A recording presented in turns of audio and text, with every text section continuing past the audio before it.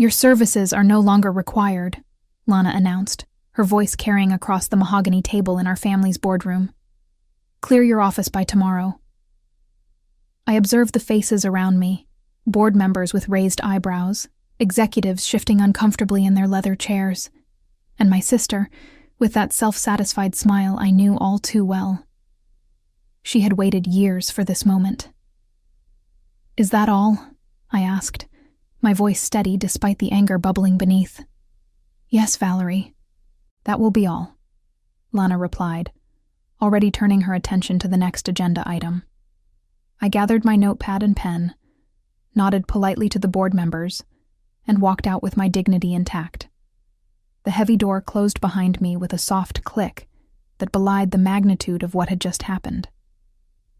I had been fired from our family business, Connors and Tate Solutions, a company I had helped grow from a struggling regional logistics provider to a national powerhouse. My name is Valerie Connors, 43 years old, and until 10 minutes ago, I was the executive vice president of operations at the company my grandfather founded. For over a decade, I had been the one securing contracts, building client relationships, and structuring the deals that accounted for most of our revenue.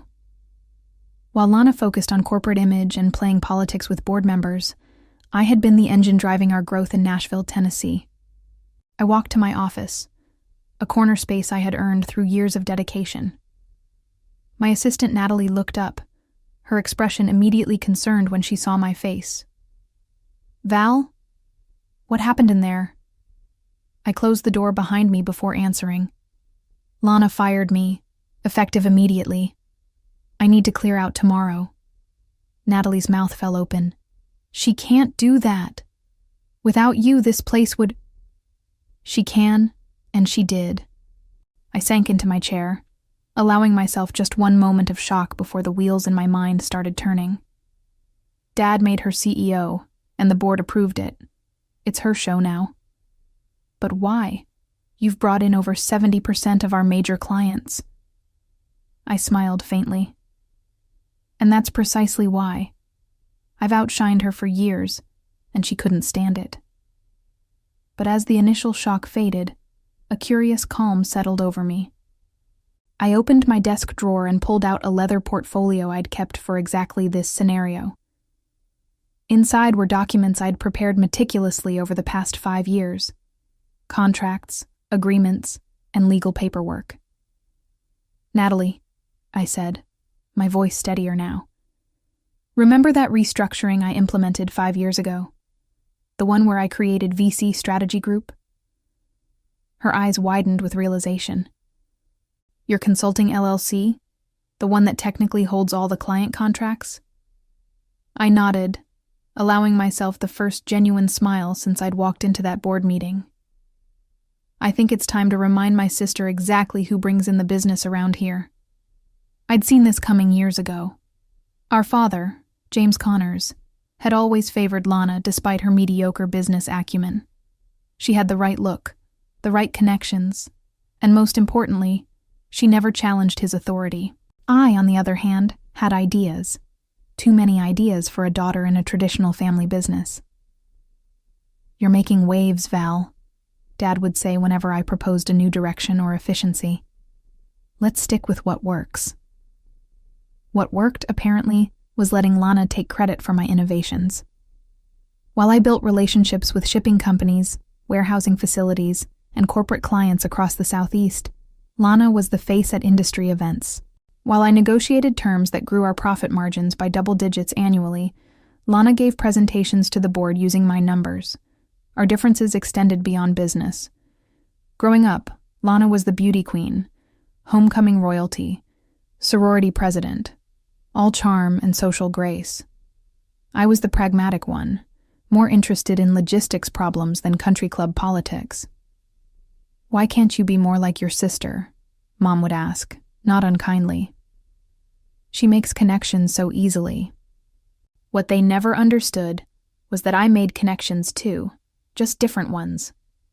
Instead of cocktail parties, I built relationships in conference rooms. Instead of social climbing, I focused on creating value. And over time, Clients came to trust me, not the company brand or Lana's polished presentations. 5 years ago, when whispers of succession planning began, I made my move. With the help of my attorney, I created VC Strategy Group LLC, a consulting company with exactly one client, Connors and Tate. On paper, it looked like a tax efficiency measure. In reality, it was my insurance policy. This structure gives us flexibility, I explained to Dad when I proposed it. It lets me negotiate directly with clients without all the corporate red tape. He approved it without understanding its implications. Why would he question anything that improved our bottom line? To him, it was just another one of my efficient little fixes, not the foundation of my independence. Over time, I migrated all major client relationships to my LLC. The paperwork was there for anyone to see, if they bothered to look. But Lana was too busy planning her CEO office renovation to notice that the contracts listed VC Strategy Group as the primary service provider, with Connors and Tate as merely the fulfillment partner.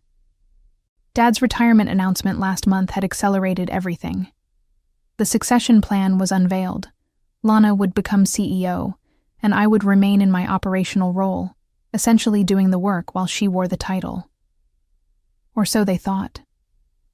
The morning after my dismissal, I arrived early to pack my office. The building was quiet, most employees not due for another hour. I had chosen this time deliberately. No need for an audience. As I boxed up family photos and awards, my phone buzzed. It was Beth Winters from Skyline Distribution, our largest client. "Valerie, what's going on? I just got a strange email from your sister saying she's my new point of contact." I smiled to myself. "Good morning, Beth. Yes, there have been some changes. Lana is the new CEO. But our agreement is with you," Beth said, confusion evident in her voice. "The contract is with VC Strategy Group. Does she understand that?" "I don't think she's reviewed the contracts yet," I replied, keeping my tone neutral. "Would you like me to clarify things with her?" "Please do. We signed with you, not with Connors and Tate. Your expertise is what we're paying for." After hanging up, I continued packing, now with a lighter heart. By the time I finished, similar calls had come in from 3 other major clients. None of them had any intention of working with Lana. At 8:30 a.m., right as the office began filling with employees, my phone lit up with Lana's name. I let it ring twice before answering. "Hello, Lana. Where are the client files?" Her voice was tight with controlled panic. "And why is Beth Winters saying she won't work with us anymore?"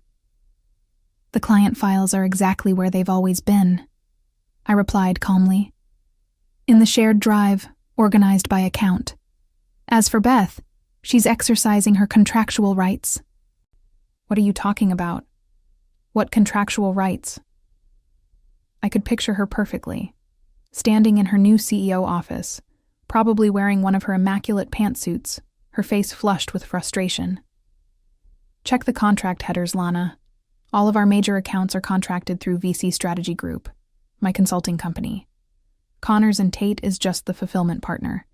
The clients chose to work with me, not the family brand." The silence on the other end was deafening. Then, "You can't do this." I couldn't help the laugh that escaped me. I already did. 5 years ago, actually, with Dad's approval and the board's signature on every document. "This is sabotage." Her voice rose an octave. "No, Lana. This is business. You wanted to be CEO? Congratulations. But the relationships, the trust, the actual revenue-generating contracts? Those are mine." By the time I hung up, Natalie had appeared at my door with a cardboard box of her own belongings. "I quit this morning," she announced with a smile. "Told HR I'll be joining VC Strategy Group effective immediately." The realization hit me fully then. This wasn't just about sweet revenge against Lana. This was my chance to build something truly mine. I picked up my box and took one last look at the office where I'd spent the past 15 years. "Let's go," I said. "We have a company to build." I spent the rest of the day in my home office, making calls to every major client. By evening, I had confirmed what I already suspected. All 14 of our top-tier accounts would be following me. Together, they represented over 80% of Connors & Tate's annual revenue. "What about fulfillment?" asked Thomas Graham from Evergreen Supply Chain. "You've got the relationships, Val, but can you handle the actual logistics work?" It was a fair question. Until yesterday, I'd had Connors & Tate's infrastructure at my disposal, their warehouse network, their transportation partners, their software systems. "I've been anticipating this transition for some time," I assured him. "I've already secured partnerships with 3 regional fulfillment centers. Your operations won't miss a beat." What I didn't tell him was that those partnerships had only been finalized that afternoon, in a flurry of phone calls and hastily signed temporary agreements. I was building the airplane while flying it. By 9 p.m., my dining room table was covered with legal pads, my laptop, and an empty pizza box. I had the clients, I had Natalie, and I had a framework for operations. What I didn't have was a team. As if reading my mind, my phone buzzed with a text from Jordan Ellis, our former operations manager. "Heard what happened. Lana's freaking out. Half the ops team is ready to walk. You hiring?" Before I could respond, another text came in, this one from Lana. "Emergency board meeting tomorrow, 8 a.m. Your presence is required." I laughed out loud. Required? She had fired me just hours ago. Now I was suddenly indispensable? I texted Jordan back. "Send me names, everyone who's interested, competitive packages for all." To Lana, I simply responded, "I'll have my attorney attend." My phone rang immediately. I let it go to voicemail. When it rang again, I finally answered. "This isn't a request, Valerie," Lana snapped. "The board wants to understand what's happening with our client base. You owe them an explanation." "I don't owe anyone anything," I replied evenly. "You fired me, remember? Your services are no longer required." Those were your exact words. That was before I understood the situation with the contracts. The contracts that have been in place for 5 years, the ones that were approved by Dad and the board, those contracts? You deliberately misled everyone. I took a deep breath, tamping down my anger. "No, Lana. I created a business structure that protected both the company and the clients. It's not my fault that you never bothered to understand how our business actually operates. That's on you. Dad will never forgive you for this." It was a low blow, but an expected one. Our father had always been her trump card. Perhaps, but unlike you, I've learned to live without his approval. Good luck with your meeting tomorrow. After hanging up, I sat in silence for a few minutes, letting the weight of the day settle over me. Had I spent 15 years preparing for this moment? Not consciously, but I'd always known on some level that Lana would eventually push me out. My LLC hadn't been created as a weapon. It was a shield, a way to protect the value I'd built from family politics. My phone buzzed again. A text from our father. "We need to talk." I set the phone aside without replying. Whatever he had to say could wait until tomorrow. Tonight, I needed to focus on building a company from scratch, with clients already expecting service. The irony wasn't lost on me. In trying to sideline me, Lana had inadvertently given me the push I needed to break free. For years, I'd been pouring my talents into a company that would never truly be mine. Now, I had the chance to build something that was. I opened my laptop and typed out the first line of a new business plan. VC Strategy Group, Full-Service Logistics Solutions. It had a nice ring to it. The next morning brought a flurry of developments. By 7 a.m., Jordan had sent me a list of 8 employees ready to join me immediately. By 7:30, my attorney, Grace Levinson, was on her way to the Connors & Tate board meeting to represent my interests. And by 8 a.m., I was sitting in a temporary office space I'd managed to secure overnight, conducting my first staff meeting as the official CEO of VC Strategy Group. "The situation is unique," I explained to the small team gathered around a conference table. We have the clients and the expertise, but we're building our infrastructure on the fly. It won't be easy, but we've got something Connors and Tate doesn't have anymore: the relationships that matter. Natalie and Jordan nodded confidently. The others, mostly analysts and account managers who had followed Jordan, looked nervous but determined. "What about the warehouse contracts?" asked Michael Perez, one of our logistics specialists. "Connors and Tate has exclusivity with most of the facilities in the region." "They do," I acknowledged, "which is why we're not fighting on that front. I've secured partnerships with facilities in Chattanooga and Louisville. We'll route through them until we can establish our own local presence." The meeting was interrupted by a call from Grace. I put her on speaker. "The board meeting just ended," she reported. "It was contentious." "Tell me," I said, gesturing for the team to stay. "Lana tried to argue that your LLC structure was a breach of fiduciary duty. She wanted the board to pursue legal action." My stomach tightened despite my confidence in our legal position. And the board shut her down. Thoroughly.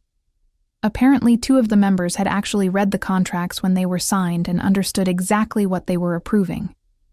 They reminded her that the structure had delivered exceptional results for 5 years. Relief washed over me. "So no lawsuit?" "No lawsuit. But they did authorize her to make you a counteroffer. They want to bring VC Strategy Group in as a formal, permanent contractor with a 5-year commitment. Essentially, they're offering to legitimize the exact arrangement you already had, but with better terms." I wasn't sure whether to laugh or scream. They fire me, then offer to hire my company? Essentially, yes. The offer's actually quite good. 7 figures annually, guaranteed minimums, performance bonuses. They're desperate, Val. Of course they are. They just lost 80% of their revenue stream overnight. I looked around at my new team, all watching intently. "Tell them I'll review their proposal, but we're moving forward with direct client relationships in the meantime." After ending the call, I turned back to the team. "It seems we have options." "Are you considering it?" Jordan asked, his expression concerned. "Going back to them as a contractor?" I understood his worry. He just quit his job to join me. They all had. "I'm not considering anything that doesn't include all of you," I assured them. "But having Connors and Tate as a client rather than an employer could be advantageous while we build our own operations." The temporary office door opened, and a courier delivered a thick envelope. Inside was the formal offer from the board, along with a handwritten note from my father. "You've outplayed us all. I should have made you CEO years ago." I stared at the note, emotions churning. After decades of being overlooked, my father had finally recognized my value, but only after I'd demonstrated my power to destroy the company he'd built. The buzzing of my phone pulled me from my thoughts. It was a text from Lana. "This isn't over." Of course it wasn't. Lana had never been one to accept defeat gracefully. But for the first time in our long, complicated relationship, I wasn't worried about her threats. I had the clients. I had a growing team. And most importantly, I had leverage. The coming weeks established a grueling new reality. Building a company from scratch while servicing existing clients proved even more challenging than I'd anticipated. We worked 14-hour days, turning our temporary office into a command center of organized chaos. Each morning began with an all-hands meeting to tackle the day's most pressing issues. Each evening ended with a review of what we'd accomplished and what still needed attention. The pace was unsustainable, but necessary for survival. 3 weeks in, I finally had time to properly respond to the board's offer. I invited Grace to review my counter-proposal before sending it. "This is aggressive," she noted, reading through the terms. "You're asking for double their offer, plus equity in Connors and Tate?" 5%, I clarified. Enough to have a voice, not enough to trigger resentment. Grace leaned back in her chair. "Val, can I be blunt? This feels personal." "Of course it's personal. They're family. That's not what I mean. This feels like you're trying to prove something, rather than making the best business decision." Her observation stung because it contained truth. Was I pushing too hard to make a point? The board's initial offer had been generous. Doubling down might be unnecessarily antagonistic. "You're right," I conceded. "Revise it to a 20% increase over their offer, with the equity request intact. That's fair value for what we bring to the table." Grace nodded approvingly. "Much better. Now, what about your sister? She's been notably quiet since that text message." I had been wondering the same thing. Lana's silence was uncharacteristic and concerning. "I have a meeting with her tomorrow," I admitted. "Just the two of us, away from the company. She requested it. Do you want me there?" I shook my head. Some conversations need to happen without lawyers. The following day, I met Lana at a small coffee shop equidistant from both our offices. She was already seated when I arrived, her expression unreadable. "You look tired," she said as I sat down. "Building a company is exhausting," I replied. "You'd know that if you'd ever done it." It was a cheap shot, but weeks of stress had worn my diplomacy thin. Lana didn't take the bait. "I've been doing some thinking," she said, stirring her coffee. "About why you set up that LLC structure in the first place. Enlighten me." "You never trusted us. Not me, not Dad, not the board. You always needed your own safety net." I considered her words. "Trust has to be earned, Lana. Dad spent years overlooking my contributions while elevating yours. You spent years taking credit for my work. What exactly was I supposed to trust?" "We're family," she said, as if that explained everything. "Family businesses fail precisely because people confuse family loyalty with business sense," I countered. "Dad made you CEO because you're his daughter, not because you were the best person for the job. And you created a secret company to steal our clients because you're what? Some misunderstood business genius? I created a structure that protected the value I built. Value that you and Dad were happy to benefit from until you decided I was expendable." Lana's facade finally cracked. "You want to know why Dad made me CEO instead of you? Because you're ruthless, Val. This stunt with the contracts proves it. You'd burn down the whole company to prove a point." Her words hit harder than I expected. Was that how they saw me? As someone willing to destroy our family legacy out of spite? "I didn't burn anything down," I said quietly. "You lit the match when you fired me. I'm just making sure I don't get consumed in the flames." We stared at each other across the table, decades of sisterly competition distilled into this moment of brutal honesty. "So what happens now?" Lana finally asked. That was the million-dollar question. 3 months after Lana fired me, I stood in the lobby of Covenmere Defense, our newest and largest client. Their contract would push VC Strategy Group's annual revenue past $40 million, nearly double what my team had managed while at Connors and Tate. "Impressive operation you've built in such a short time," remarked Edward Hughes, Covenmere's procurement director, as he led me through their facility. "We had a unique launching point," I explained. "An established team, proven expertise, just under a new banner. And without the family drama, I hear." He gave me a knowing look. "Nashville's business community isn't that large, Valerie. Word gets around." I maintained a professional smile. "Every company has its evolution story." "Indeed. Well, we're excited to work with you directly. Your reputation for hands-on management is exactly what we need for our supply chain overhaul."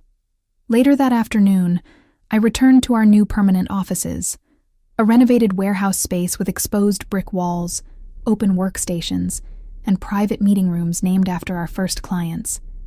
In just 3 months, we'd grown from 8 employees to 23. Jordan met me at the door with barely contained excitement. The Connors and Tate board accepted our counter-proposal. We're officially their primary logistics partner for the next 3 years. I felt a complex wave of emotions: satisfaction, vindication, and a touch of melancholy. Have they announced it internally yet? Scheduled for tomorrow morning. Lana will have to explain to the entire company that they're now subcontracting their core business function to her sister's firm. That can't have been an easy pill for her to swallow. Jordan grinned. From what I hear, she fought it until the end. The board finally gave her an ultimatum: accept the partnership or resign. I sighed. She won't forgive me for this. Not ever. Do you care? It was a fair question. The relationship between Lana and me had been broken long before this business conflict. Still, there was a finality to this arrangement that felt heavier than simple business competition. I care, I admitted, but not enough to sacrifice what we're building here. The formal announcement of our partnership with Connors and Tate triggered a new phase of growth for VC Strategy Group. With our former employer now effectively our largest client, we had the stability to pursue aggressive expansion. 6 months after Lana fired me, I found myself preparing for a meeting I never expected to have. My father had requested lunch, just the two of us, at his favorite steakhouse. He was already seated when I arrived, looking older than I remembered. The stress of the company's near collapse had taken a visible toll. "You look good, Val," he said as I sat down. "Success suits you." "Thank you," I replied, uncertain where this conversation was heading. "I owe you an apology," he continued, surprising me. "Several, actually." I waited, giving him space to elaborate. "I should have recognized your talents years ago. Should have made you CEO when I stepped down." He shook his head. "I was blinded by traditional thinking. The oldest child inherits the crown, regardless of capability." "Lana had her strengths," I offered, feeling an unexpected urge to defend my sister. "She did, but they weren't the right ones for leading the company." He looked directly at me. "You outmaneuvered all of us, Val. Created your own safety net right under our noses. I'm not sure whether to be angry or impressed." "Both would be appropriate," I said with a small smile. "The board is considering a restructuring," he said after a pause. "They want to bring you back, not just your company as a contractor, but you personally, as CEO." I nearly choked on my water. "And Lana?" "She'd transition to Chief Marketing Officer, her natural strength." "She'd never accept that." "She already has," he replied. "Conditionally." "What condition?" "That you two find a way to repair your relationship. That's why I'm here, Val. Not just as your father, but as the company founder. We need both of you, working together instead of against each other." I sat back, processing this unexpected development. "I don't know if that's possible." "Perhaps not, but isn't it worth trying?" I wasn't sure. The gulf between Lana and me had grown so wide, I couldn't imagine bridging it now. As I left our new headquarters on a crisp autumn evening 6 months after launching my own company, I couldn't help but smile at the illuminated sign above our door. The journey from being fired to building a thriving business had been challenging but immensely satisfying. With 35 employees now, multi-million-dollar contracts, and even Connors and Tate as our client, I had transformed betrayal into spectacular success. Looking toward the future, I knew I had many more chapters to write in my business story. But the sweetest one would always be how my sister's attempt to push me aside had inadvertently given me the empire I truly deserved.